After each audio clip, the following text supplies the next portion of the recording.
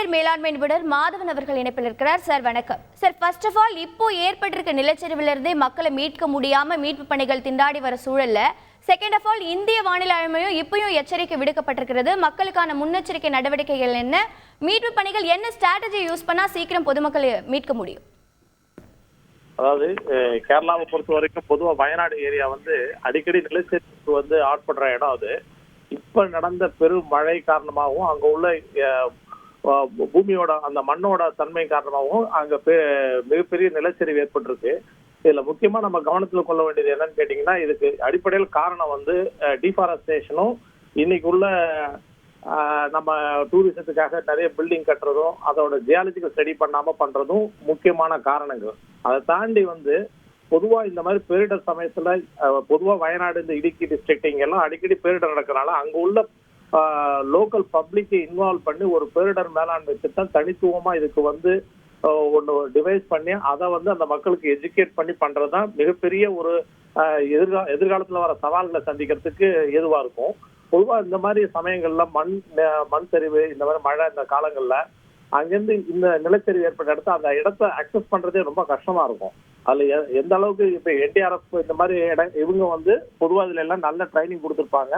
அவங்க அதுக்குண்டான உபகரணங்களை பயன்படுத்தி அந்த மக்களை எவ்வளவு விரைவா மீட்கிறோமோ அவ்வளவு விரைவா மீட்கிறது மட்டும்தான் இப்போதைக்கு எடுக்கக்கூடிய மிகப்பெரிய நடவடிக்கையா இருக்கும். இதை தாண்டி அங்க உள்ள மக்களை தாண்டி கட்டடங்கள் இடிபாடுகளுக்கு இடையில நிறைய விலங்குகளும் மாட்டிருக்கும்.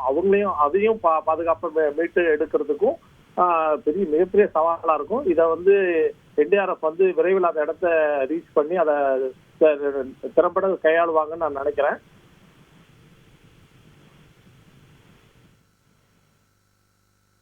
சார், இந்த நிலையில 100க்கும் மேற்பட்டோர் காணாமல் போயிருக்க பட்சத்துல 19 பேர் உயிரிழந்துட்டாங்க. உயிரோட பொதுமக்களை மீட்கப்படுறதுக்கு ஏதாவது சான்சஸ் இருக்கா? இதுக்கு முன்னாடி நிறைய இந்த மாதிரி நிலச்சரிவு ஏற்பட்டிருக்கிற சூழலை கொஞ்சம் ஒப்பிட்டு சொல்லுங்களேன்.